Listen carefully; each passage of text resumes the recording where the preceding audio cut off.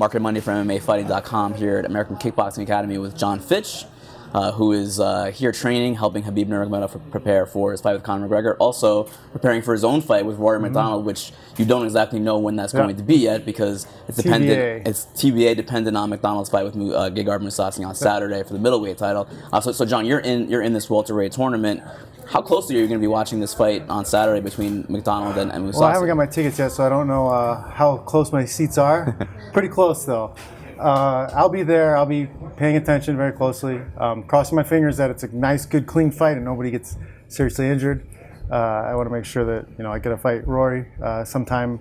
Hopefully the beginning of next year. Hopefully January fight would be great. This is a unique situation because it's not often that fighters have more than one fight booked at one time, and he does. He has Mousasi for the middleweight title Saturday, and then he has to fight you at some point. Right. Super jelly. Is it weird to play the waiting game and having to kind of depend on someone else to be ready for your fight? Man, it always sucks to play the waiting game. We only make money when we fight. I've been fighting once every 9 months just about for years now. It's very frustrating. That's one of the reasons I'm excited about this tournament is because it should guarantee me 3 fights in a 12-month period. And that's the first time that's happened for me in, I don't know, a decade maybe. So I'm looking forward to it. What's really interesting about your fight against MacDonald is that it's a first-round fight, but it's for his Bellator welterweight title. Yep. How exciting is that? That's awesome. I wouldn't have it any other way because I get paid more if I have the belt. So you might as well fight the first round in the tournament for the belt, right? Yeah, and then to be able to defend it the rest of the tournament, I think it's going to be a great scenario. With the position I'm in my career, I think it'll be a great way to get towards the end of that career and kind of stick my foot up everybody's butt who doubted me. When you agreed to that fight against Rory, did you know it would be for the title, or did you just assume it was in the tournament? I'd heard rumors. Everybody had heard rumors before I even knew I was definitely in the tournament. That the tournament was going to be 5 rounds every round because the belt was up for grabs. And I mean, if you're going to do it that way. It's awesome. It's funny that you said that you can kind of stick it up the critics' butts because it feels like you've been written off many times in your career, and now here you are, literally one punch, away from becoming the Bellator champion. Is that kind of a cool feeling that you kind of control your own destiny in that? Exactly. Yeah. I get my destiny is in my hands, my legacy is in my hands. I've done a lot of great things, regardless of naysayers. I'm one of the best ever in this weight class. And I plan on winning this tournament and sending a message and putting my stamp on the weight class forever. Do you like what Bellator has been doing? It seems like this is a really good position for where they're at right now. They have some momentum. They have the big card this weekend here. I think they've got a really good welterweight weight class. I think Scott's doing a great job promoting the fights. I think the fights appear a lot more merit-based. And I get a lot of good feedback from fans who really appreciate that. I think the UFC's kind of lost their way and they're just throwing random fights together that aren't really sport-related. Some of them might be exciting and people want to see them, but I think you need to keep a base sport to keep people really interested in what's going on. You're very active with the MMA-FA, and a tournament structure is kind of very, that's kind of what the MMA-FA wants. Actual rankings based on legitimate, independent rankings, independent of course, right? But merit-based, merit-based, right. Yeah. If you're ranked number 2, you should get a crack at number 1, right?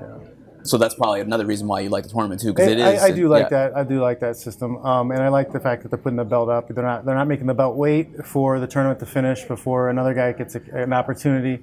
So they're doing things in a good way. Just want to ask you quick about Khabib. How long have you trained with Khabib here at AKA? Since he got here, he's been like a little brother. He's just he's a savage. I mean, he's so tough. His wrestling, all of them, the whole crew of guys they bring in here, they raise the training up to another level. They all know how to wrestle. They all know how to strike. They're all tough, and they all know how to push. And finding people who know how to push to exhaustion sometimes is hard. So you've been in the cage with some of the greatest fighters of all time. When you spar with Khabib, train with Khabib, what is that like, and how does that compare? I mean, man, it's like you're fighting a bear. Like you're not. There's no easy days with Khabib. That's for certain. There's no easy days with Khabib.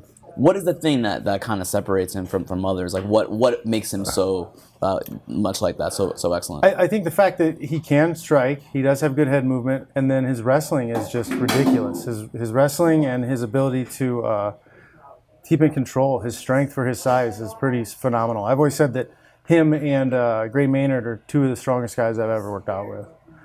Even though they're 155 pounders, they're still. I've worked out with guys who are 185 pounders and don't feel as physically strong. Wow.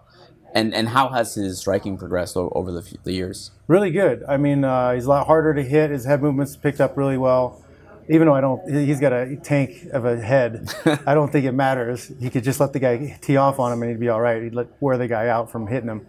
But his head movement's gotten a lot better. He's always hit hard, but now he's a lot cleaner with his punches. So, I mean, it's dangerous because when you have a guy who can change levels and go from striking to grappling in a blink of an eye, like it keeps you on your toes because guys generally can't defend both. You can't defend striking and wrestling at the same time. So how do you see that fight playing out at UFC 229? I think it's going to look a lot like this dog I saw grab a rabbit once. And Khabib would be the dog. Yeah. Wolf, I think, would be closer to the description. Thanks so much, man. I appreciate it. All right.